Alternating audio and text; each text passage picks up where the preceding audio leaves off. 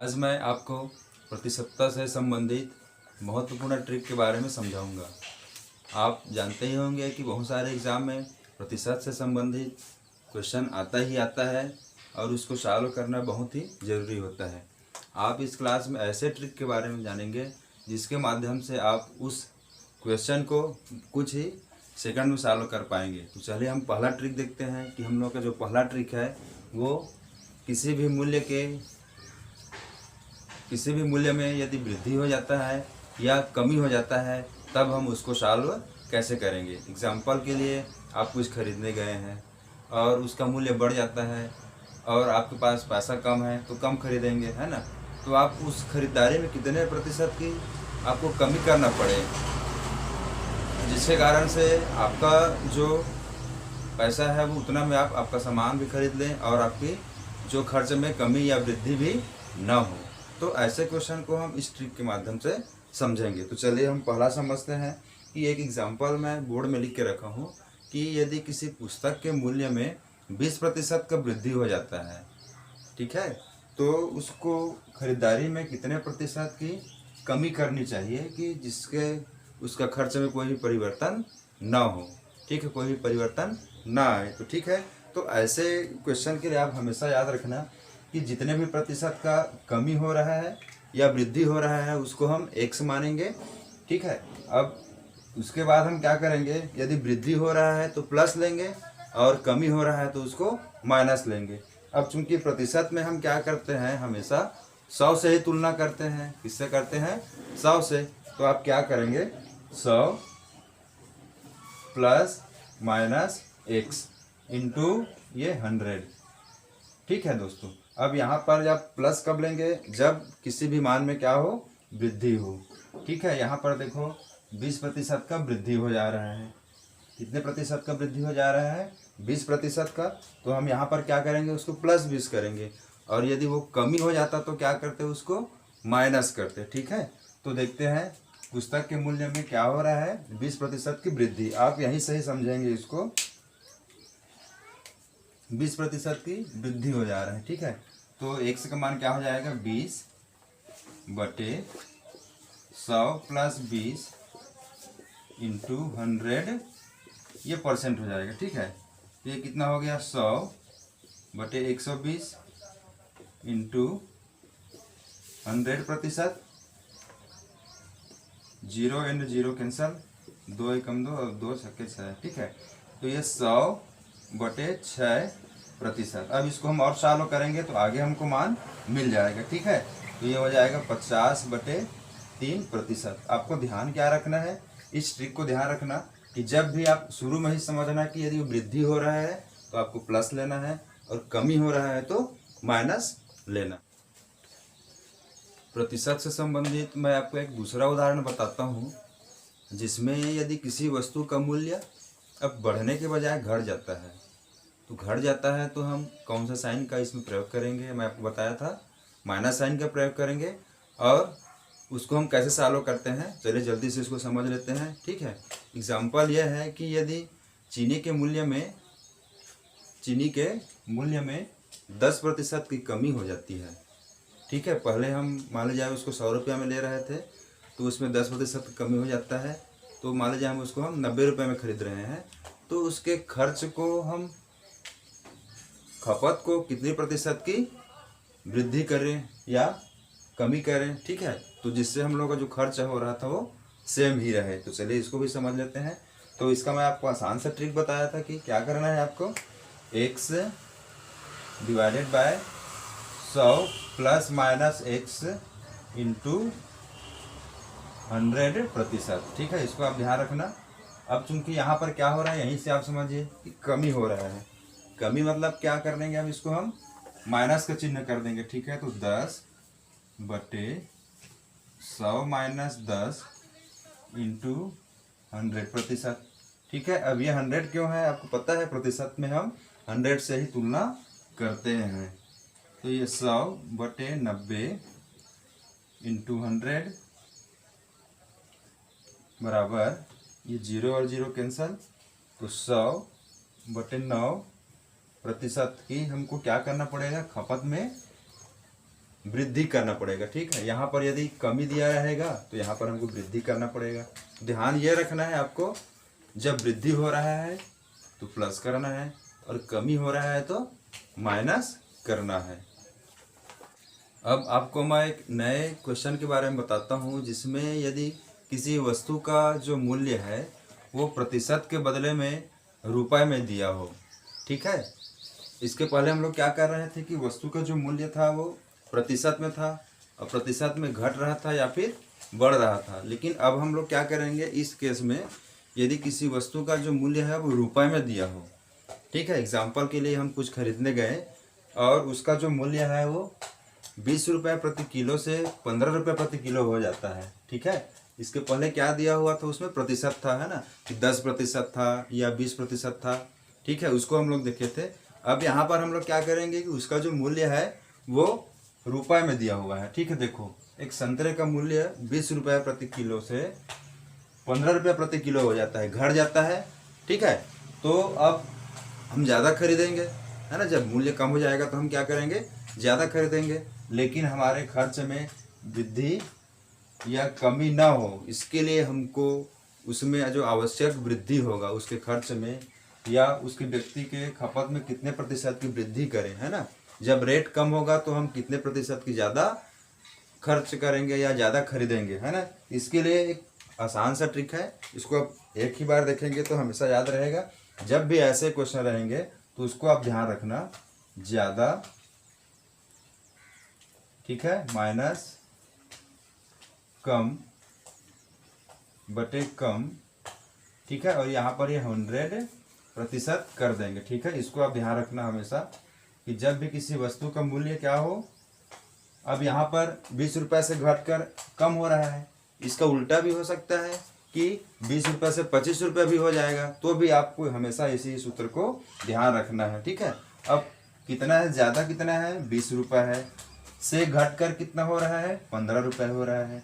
ठीक है, और कम कितना है, ये 15 है, तो यहाँ पर ये इसका हम 100% कर दिए तो इससे हो जाएगा। ठीक है, 5 हो जाएगा, इसको सॉल्व करेंगे तो, और ये कितना आ गया, 100%। ठीक है, तो ये 5 एकम 5 और 5 दिया 15। ठीक है, यहाँ पर एक बचा, तो 100/3% बराबर ये किसको कर देंगे तो कितना हो जाएगा, 33.33% तक क्या करना पड़ेगा हमको, ज़्यादा खरीदारी करना हो गया। चलो चलिए आप, ठीक है, अब मैं आपको एक नए क्वेश्चन के बारे में बताता हूँ, जिसमें यदि किसी भी आयत का हो, वर्ग का हो, है ना, उसके हम क्षेत्रफल को क्या कर देते हैं, कम कर देते हैं या ज़्यादा कर देते हैं, तो उसमें आवश्यक रूप से क्या वृद्धि होगा। ठीक है, अब आयत में लंबाई और चौड़ाई होता है ना, उसके लंबाई को हम बढ़ा दें या उसके चौड़ाई को कम कर दें तो उसके क्षेत्रफल में क्या वृद्धि होगा, या कम कर दें तो उसके क्षेत्रफल में क्या कमी होगा। इसको आप ध्यान रखना, ये बहुत ही इम्पॉर्टेंट क्वेश्चन है और जो कि हमेशा क्वेश्चन एग्ज़ाम में आता ही है। तो ठीक है, आप इसको अच्छे से ध्यान से समझिएगा कि ये आयत एग्जाम्पल के लिए है, आयत के बदले त्रिभुज बोल सकता है, वर्ग बोल सकता है, तो अभी आप हमेशा इसी कॉन्सेप्ट को ही अप्लाई करेंगे। ठीक है, मतलब क्या है कि जब भी ये किसी आयत की लंबाई तथा चौड़ाई में कमी कर रहे हैं या वृद्धि कर रहे हैं, इसको आप ध्यान से रखना। ठीक है, कमी कर रहा है तो आप क्या करोगे, माइनस करेंगे, और वृद्धि कर रहा है तो आपको क्या करना है, उसको प्लस करना है। तो चलिए इसको हम समझ लेते हैं कि जो आयत है, ठीक है, उसके लिए हमको कौन सा सूत्र हमेशा याद रखना है। चूंकि यहाँ पर लंबाई और चौड़ाई है इसलिए ये थोड़ा सा सूत्र थोड़ा सा लंबा होगा,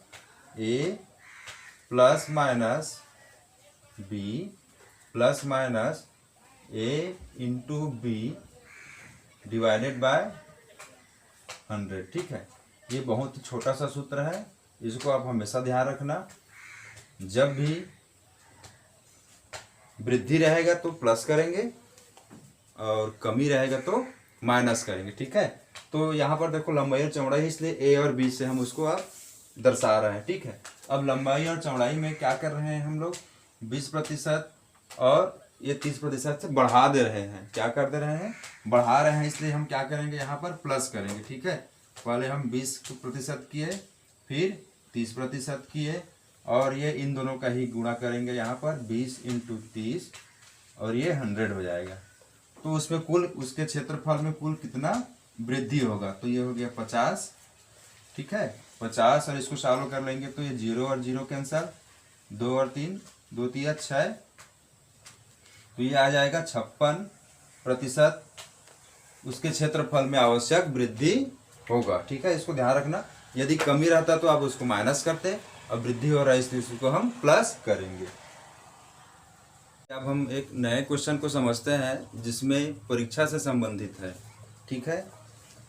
हम सभी जानते हैं कि यदि हम अच्छे से पढ़ाई करेंगे तो ज़्यादा अच्छे से अंक लाएंगे, ठीक है। वैसे ही यह है कि यदि एक विद्यार्थी को पास होने के लिए 33% जरूरी रहता है ना, और 100 में 33 अंक उसको चाहिए, लेकिन वो क्या होता है कि कभी कम पा जाता है तो उसको और कितना चाहिए रहता है जिससे वो पास हो जाता। लेकिन एक और विद्यार्थी क्या होता है, उसको ज़्यादा मिल जाता है 33 से, तो वो उसको कितना ज़्यादा मिला। तो ऐसे क्वेश्चन को हम समझेंगे, ठीक है, कि एक विद्यार्थी को यदि 29% प्राप्त होता है, ठीक है, और तो वह 6 अंकों से फेल हो जाता है। 33% चाहिए पास होने के लिए, है ना, लेकिन वो 29% पाता है तो वो 6 अंक से फेल हो जाता है।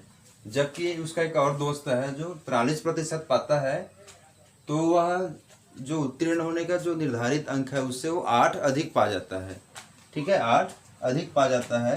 तो उस परीक्षा में कुल अंक कितना है, उस परीक्षा में कुल अंक कितना है या कुल संख्या कितना है। तो जब भी ऐसे पास फेल से संबंधित रहेगा तो आपको हमेशा ध्यान रखना है कि प्रश्न में 2 कंडीशन रहता है, ठीक है, उस कंडीशन ए के लिए और बी के लिए, ठीक है। जब दोनों में कम या ज़्यादा हो, ठीक है, कम ज़्यादा, ठीक है, इसको समझते हैं कि क्या है, मैं बता रहा हूँ आपको। देखो पहला केस ये है, यहाँ पर पहला वाला जो स्टूडेंट था उसको कम मिल रहा था, है ना, तो 6 अंक से फेल हो जा रहा था, और यहाँ पर क्या हो रहा है 8 अंक से ज़्यादा हो रहा है। तो ये दोनों इस केस को फॉलो कर रहा है, ठीक है। अब दूसरा ये केस हो सकता है कि दोनों विद्यार्थी क्या हो जाए, ज़्यादा हो जाए, क्या हो जाए, ये ज़्यादा हो जाए, ठीक है। मतलब क्या है कि जो पहला विद्यार्थी को जितना अंक मिल रहा था वो उस निर्धारित अंक से ज़्यादा हो जाए, दूसरे विद्यार्थी को भी जो अंक मिल रहा है वो भी निर्धारित अंक से ज़्यादा हो जाए, ठीक है। और तीसरा ये देखते हैं कि कम हो जाए, कम या फिर कम, मतलब यह है कि जो पहला विद्यार्थी को जितना अंक मिल रहा है वो निर्धारित अंक से कम हो जाए, और जो दूसरा विद्यार्थी है वो भी क्या हो जाए, निर्धारित अंक से कम हो जाए, ठीक है। तो इसको हम समझते हैं कि इसके लिए हम लोगों के पास ट्रिक क्या रहेगा, ठीक है। तो पहले हम ट्रिक को समझ लेते हैं। कम अंक प्लस माइनस ज़्यादा अंक, ठीक है, और जो प्रतिशत का अंतर रहेगा, प्रतिशत का अंतर, ठीक है, ये हम लोग का सूत्र है। अब इसको हम प्रयोग कैसे करेंगे, मैं इसको आपको पहले समझा देता हूँ कि कम अंक, ज़्यादा अंक और ये प्रतिशत का अंतर, ठीक।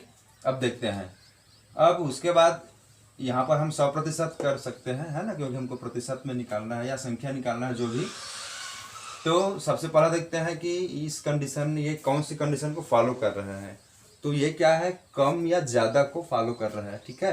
तो जब भी कम ज़्यादा को इस कंडीशन को फॉलो करेगा तो हमको क्या करना है, इन दोनों को प्लस करना है, ध्यान रखना है आपको, है ना, क्या करना है, प्लस करना है। तो कम कितना मिला है, 6 अंक, और ज़्यादा कितना मिला है, 8 अंक। तो इसको आप प्लस करेंगे और इस प्रतिशत को हम घटा देंगे, है ना, तो 43 माइनस ये 29 हो जाएगा, ठीक है। तो इसको आप सॉल्व कर लेंगे तो ये कितना हो जाएगा, 8 से 14 हो गया, और ये 13 में से 9 गया तो 4 हो गया, और ये 14 आ गया, ठीक है। अब ये कितना हो जाएगा, इंटू 100 कर लेते हैं, तो यहाँ से कितना मिल जाएगा हमको, ये 100 अंक का था।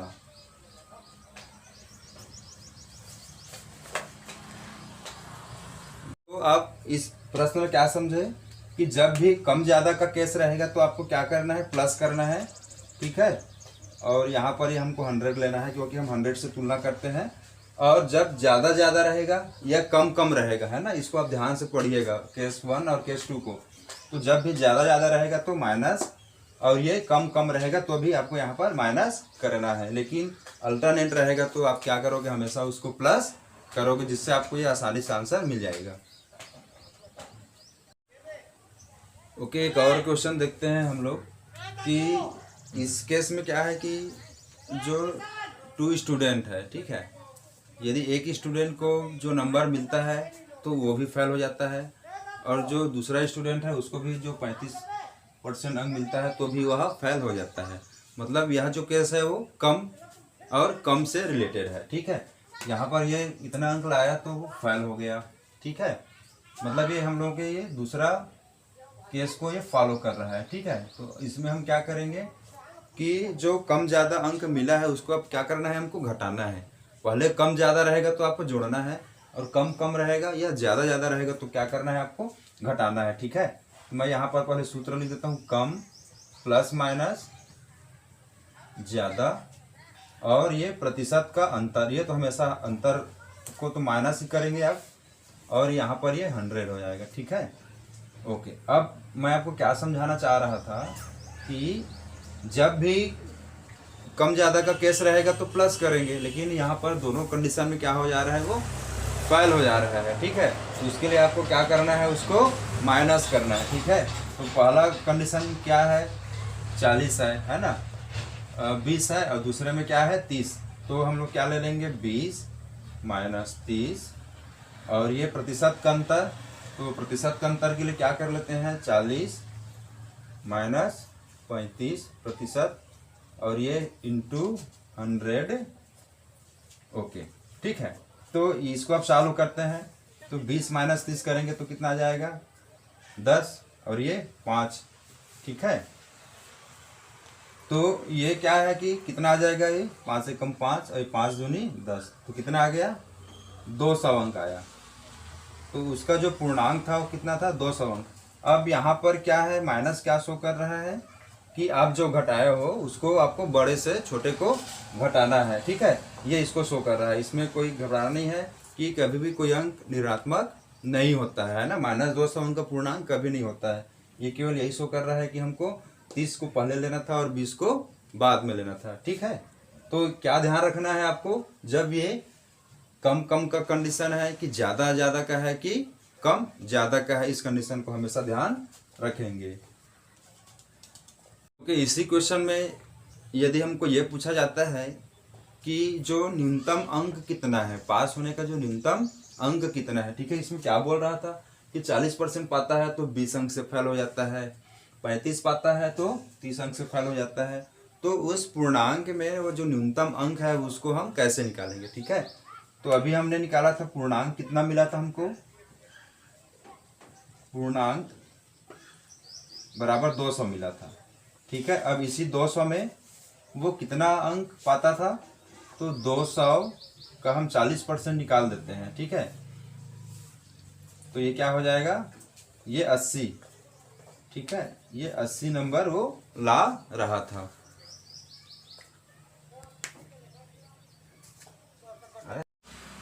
ठीक है, तो वो जो अंक पा रहा था वो कितना है, ये 80 अंक पा रहा है, लेकिन वो क्या बोला जा रहा है कि वो 20 अंक से फेल हो जा रहा था। तो उसको हमको 20 क्या करना पड़ेगा, इसमें ऐड करना पड़ेगा, है ना।